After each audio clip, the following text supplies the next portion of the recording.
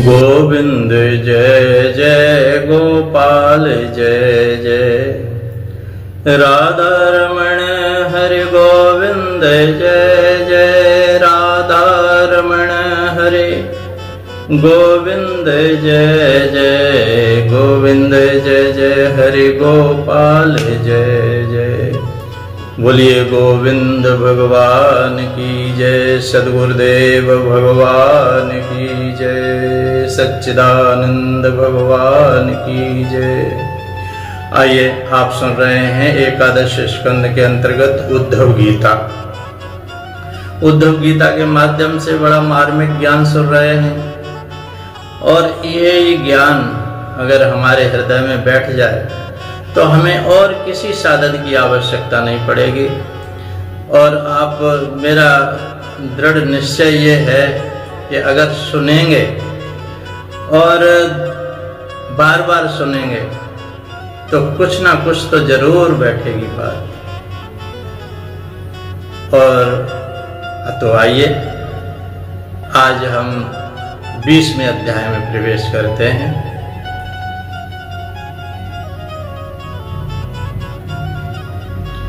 बीसवें अध्याय में ये ज्ञान योग और कर्म योग और भक्ति योग से उत्प्रोत है, इसी का वर्णन किया गया है।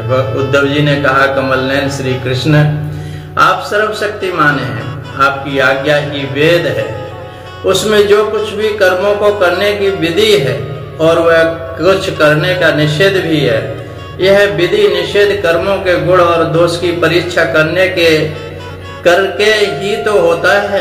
वर्णाश्रम भेद, प्रतिलोम और अनुलोम, ये वर्ण संकर, ऊंचे नीचे की लड़की हो लड़का हो, ये अनुलोम प्रतिलोम और अनुलोम रूप वर्ण संकर कर्मों के उपयुक्त और अनुपयुक्त द्रव्य, देश, आयु, काल तथा स्वर्ग और नरक के वेदों का बोध भी वेदों से ही होता है। इसमें संदेह नहीं कि आपकी वाणी ही वेद है, परंतु उसमें विधि निषेध ही तो भरा पड़ा है।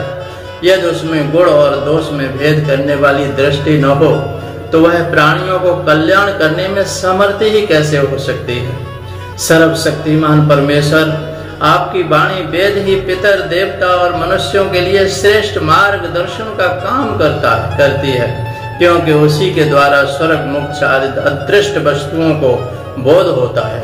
और इस लोक में भी किसका कौन सा साध्य है और क्या साधन है, इसका निर्णय भी उसी से होता है। प्रभु, इसमें संदेह नहीं कि गुण और दोषों से भेद दृष्टि आपकी वाणी देव के अनुसार है, किसी की अपनी कल्पना नहीं। परंतु प्रश्न तो यह है कि आपकी वाणी ही भेद का निषेध भी करती है। यह विरोध देखकर मुझे भ्रम हो रहा है, आप कृपा करके मेरा यह भ्रम मिटाइए भगवान। श्री कृष्ण भगवान ने कहा, योगस्त्रयो मयो प्रोक्ता नृणाम श्रेयो विदस्या, ज्ञानम कर्म च भक्तिश्च नोपायो अन्योस्ति कुत्रचित्। प्रिय उद्धव, मैंने ही वेदों में यह अन्यत्र भी मनुष्यों का कल्याण करने के लिए अधिकारी वेद से 3 प्रकार के योगों का वर्णन किया है। 3 प्रकार के योगों का वो योग हैं ज्ञान योग, कर्म योग, भक्ति योग। मनुष्य के परम कल्याण के लिए इनके अतिरिक्त और कोई उपाय नहीं है, और कोई उपाय नहीं है। उद्धव जी, जो लोग इनका त्याग कर चुके हैं वे ज्ञान योग के अधिकारी हैं। इसके विपरीत जिनके चित्त में कर्मों और उनके फलों से वैराग्य नहीं हुआ है, उसमें दुख बुद्धि नहीं हुई है, वे सकाम व्यक्ति कर्म योग के अधिकारी हैं। और जो पुरुष न तो अत्यंत विरक्त है और न अत्यंत आसक्त ही है, तथा किसी पूर्व जन्म के शुभ कर्मों से सौभाग्यवश मेरी लीला कथा आदि में उनकी श्रद्धा हो गई है, वह भक्ति योग के अधिकारी है। उसे भक्ति योग के द्वारा ही सिद्धि मिल सकती है। कर्म के संबंध में जितनी भी विधि निषेध हैं, उनके अनुसार तभी तक कर्म करना चाहिए जब तक कर्ममय जगत और उससे प्राप्त होने वाले स्वर्गादि सुखों से वैराग्य न हो जाए, अथवा जब तक मेरी लीला कथा के श्रवण कीर्तन में श्रद्धा न हो जाए, अथवा इस प्रकार अपने वर्ण और आश्रम के अनुकूल धर्म में स्थित रहकर यज्ञों के द्वारा बिना किसी आशा कामना के मेरी आराधना करता रहे, और निषिद्ध कर्मों से दूर रहकर केवल विहित कर्मों का ही आचरण करे तो उसे स्वर्ग या नरक में नहीं जाना पड़ता। अपने धर्म में निष्ठा रखने वाला पुरुष इस शरीर में रहते रहते ही निषिद्ध कर्मों का परित्याग कर देता है और रागादि मलों से दूर मुक्त हो जाता है और पवित्र हो जाता है। इसी से अनायास ही उसे परम कल्याण आत्म साक्षात्कार रूप विशुद्ध तत्व ज्ञान अथवा दृढ़चित्त होने पर मेरी भक्ति प्राप्त हो जाती है। यह विधि निषेध रूप कर्म का अधिकारी मनुष्य शरीर बहुत ही दुर्लभ है। स्वर्ग और नरक दोनों ही लोकों में रहने वाले जीव इसकी अभिलाषा करते हैं, क्योंकि इसी शरीर में अंतःकरण की शुद्धि होने पर ज्ञान अथवा भक्ति की प्राप्ति हो सकती है। स्वर्ग अथवा नरक का भोग प्रदान शरीर की किसी भी साधन के उपयुक्त नहीं हो सकता। शरीर के बिना कुछ भी नहीं हो सकता। इसलिए शरीर को बड़ा दुर्लभ बताया। बुद्धिमान पुरुष को न तो स्वर्ग की अभिलाषा करनी चाहिए और न नरक की ही। तो क्या इस मनुष्य शरीर में गुण बुद्धि और अभिमान हो जाने से अपने वास्तविक स्वरूप की प्राप्ति के साधन में प्रमाद होने लगता है? यद्यपि यह मनुष्य शरीर है तो मृत्युग्रस्त ही, परंतु इसके द्वारा परमार्थ सत्य की प्राप्ति होती है, वस्तु की प्राप्ति हो जाती है, हो सकती है। बुद्धिमान पुरुष को चाहिए कि यह बात जानकर मृत्यु होने के पूर्व ही सावधान होकर ऐसी साधना कर ले जिससे वह जन्म मृत्यु के चक्कर से सदा के लिए छूट जाए, मुक्त हो जाए। यह शरीर एक वृक्ष है और इसमें घोंसला बना करके जीव पंछी जीव निवास कर रहा है। इसे यमराज के दूत प्रतिक्षण काट रहे हैं। जैसे पंछी कटते हुए वृक्ष को छोड़ करके उड़ जाता है, वैसे ही अनासक्त जीव भी इस शरीर को छोड़ करके मोक्ष को भागी बन जाता है। परंतु आसक्त जीव दुख ही भोगता रहता है। प्रिय उद्धव, ये दिन और रात क्षण क्षण में ही शरीर की आयु को छीड़ कर रहे हैं। यह जानकर जो भय से कांप उठता है वह व्यक्ति इसमें आसक्ति छोड़ करके परम तत्व का ज्ञान प्राप्त कर लेता है और फिर इसके जीवन मरण से निरपेक्ष होकर अपने आत्मा में भी शांत हो जाता है। कैसे होता है? निरीदेहमाद्यम सुलभम सुदुर्लभम प्लवम सुकल्पम गुरु कर्णधारम मयानुकूलेन नमस्ते ऋतम पुमान भुवाब्दिम न तरे सात्मा। यह शरीर समस्त सुफलों की प्राप्ति का मूल्य है और अत्यंत दुर्लभ भी है। ये सहजता से मिलता नहीं है, लेकिन अनायास ही हम लोगों को सुलभ हो गया है। इस संसार सागर में पार जाने के लिए एक सुदृढ़ नौका हमें मिल गई है। शरण ग्रहण कर मात्र से ही अगर शरण ग्रहण कर लें गुरुदेव की, तो गुरुदेव इसके केवट बनकर पतवार का संचालन करने लग जाते हैं और स्मरण मात्र से ही मैं अनुकूल वायु चलाता हूँ। भगवान कहते हैं मैं अनुकूल वायु चला देता हूँ, इसे लक्ष्य की ओर बढ़ाने लगता हूँ। इतनी सुविधा होने पर भी जो इस शरीर के द्वारा संसार सागर से पार नहीं हो जाता, वह तो अपने हाथों ही अपने आत्मा का हनन कर रहा है, अदय पतन कर रहा है। प्रिय उद्धव, जब पुरुष दोष दर्शन के कारण कर्मों से उद्विग्न और विरक्त हो जाए, तब जितेंद्रिय होकर वह योग में स्थित हो जाए और अभ्यास आत्मा अनुसंधान के द्वारा अपना मन मुझ परमात्मा में निश्चल रूप से धारण करे। जब स्थिर करते समय मन चंचल होकर इधर उधर भटकने लगे, तब झटपट बड़ी सावधानी से उसे मना करके, समझा बुझा करके, फुसला करके अपने बस में कर ले।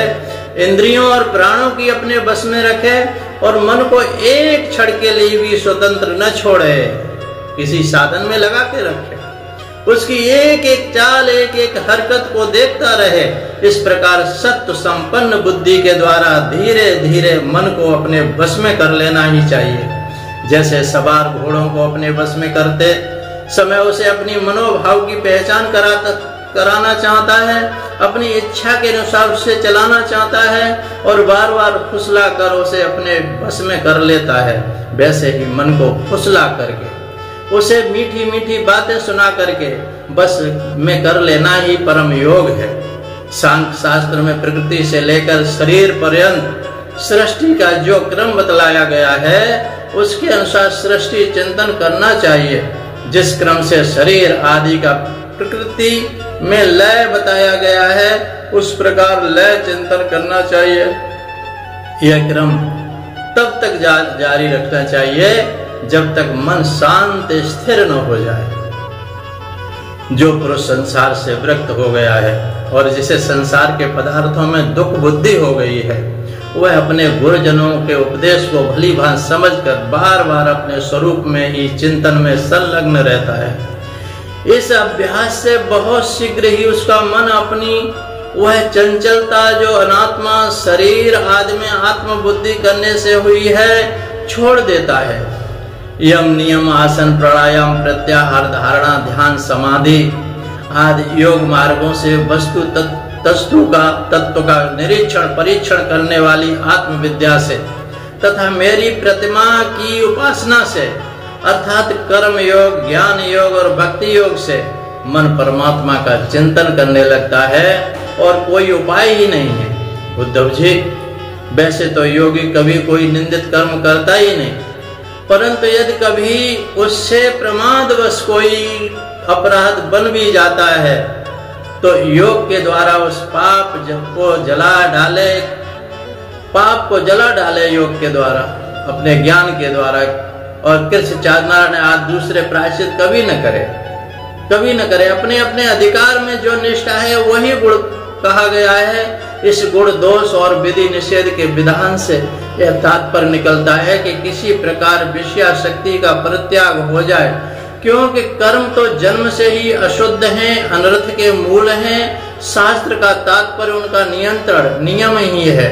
जहां तक हो सके प्रकृति का संकोच ही करना चाहिए, और जो साधक समस्त कर्मों से विरक्त हो गया हो, उनमें दुख बुद्धि रखता हो, मेरी लीला कथा के प्रति श्रद्धालु हो, वह यह भी जानता हो कि सभी भोग और भोग वासनाएं दुख रूप हैं, किंतु इतना सब जानकर भी जो उनके परित्याग में समर्थ न हो, उसे चाहिए कि उन भोगों को तो भोग ले, परंतु उन्हें सच्चे हृदय से दुख जनक समझे और मन ही मन उनकी निंदा करे तथा उसे अपना दुर्भाग्य ही समझे। साथ ही इस दुनिया दुविधा की स्थिति से छुटकारा पाने के लिए श्रद्धा दृढ़ निश्चय प्रेम से मेरा भजन करे। इस प्रकार मेरे बतलाए हुए भक्ति योग के द्वारा निरंतर मेरा भजन करने में ही उस साधक के हृदय में आकर बैठ जाता हूँ मैं, और मेरे विराजमान होते ही उसके हृदय की सारी वासनाओं के संस्कारों के साथ नष्ट हो जाती हैं। इस तरह से जब उसे मुझ सर्वात्मा का साक्षात्कार हो जाता है, मुझ परमात्मा का साक्षात्कार हो जाता है, तो भिद्यते हृदय ग्रंथि छिद्यन्ते सर्व संशयाः क्षीयन्ते चास्य कर्माणि मयि दृष्टे अखिलात्मनि। जब तो उसके हृदय की गांठ टूट जाती है, उसके सारे संशय छिन्न भिन्न हो जाते हैं और कर्म वासनाएं सर्वदा क्षीण हो जाती हैं। इसी से जो योगी मेरी भक्ति से युक्त और मेरे चिंतन मगन रहता है, उसके लिए ज्ञान अथवा वैराग्य की आवश्यकता नहीं होती। उसका कल्याण तो प्राय मेरी भक्ति के द्वारा ही हो जाता है। वो जो भक्ति में करता है, भक्ति हो जाती है उसके जीवन में, ज्ञान वैराग्य स्वतः ही आकर के उसमें बैठ जाते हैं, स्वतः ही चलने लगता है ज्ञान वैराग्य में, और दूसरे कल्याण साधनों से कुछ भी स्वर्ग अपवर्ग मेरा परम धाम अथवा कोई भी वस्तु प्राप्त होती नहीं। वह सब मेरा भक्त मेरे भक्ति योग के प्रभाव से ही यदि चाहे तो अनायास प्राप्त कर लेता है। मेरे अनन्य प्रेमी एवं धैर्यवान साधु भक्त स्वयं तो कुछ चाहते ही नहीं है। यदि मैंने उन्हें देना चाहता हूँ और देता भी हूँ, तो भी दूसरी वस्तुओं की तो बात ही क्या है, वो केवल मोक्ष भी नहीं चाहते। उद्धव जी, सबसे श्रेष्ठ और महान निश्रेय परम कल्याण तो निरपेक्षता का ही दूसरा नाम है। इसलिए जो निष्काम और निरपेक्ष होता है उसी को मेरी भक्ति प्राप्त होती है। मेरे अनन्य प्रेमी भक्तों का, उन समदर्शी महात्माओं का जो बुद्धि से अतीत परम तत्व को प्राप्त हो चुके हैं, इन विधि और निषेध से होने वाले पुण्य और पाप से कोई संबंध ही नहीं होता। इस प्रकार जो लोग मेरे बतलाए हुए इन ज्ञान, भक्ति और कर्मयोग का आश्रय लेते हैं वो मेरे परम कल्याण स्वरूप धाम को प्राप्त होते हैं, क्योंकि वे पर ब्रह्म तत्व को जान लेते हैं। इतना ही कहकर के वाणी को विराम। बोलिए सच्चिदानंद भगवान की जय, सद्गुरुदेव भगवान की जय। जय जय श्री राधे, जय जय श्री श्याम। तो ये आपने सुना, बार बार चिंतन करेंगे तो बहुत अच्छा ये प्रसंग है भक्ति ज्ञान योग का, कर्म भक्ति ज्ञान योग का। ये त्रिवेणी संगम है और इस त्रिवेणी संगम में आप स्नान करिए, निश्चित ही कल्याण आपको प्राप्त होंगे। इतना ही कहकर के वाणी को विराम। बोलिए सच्चिदानंद।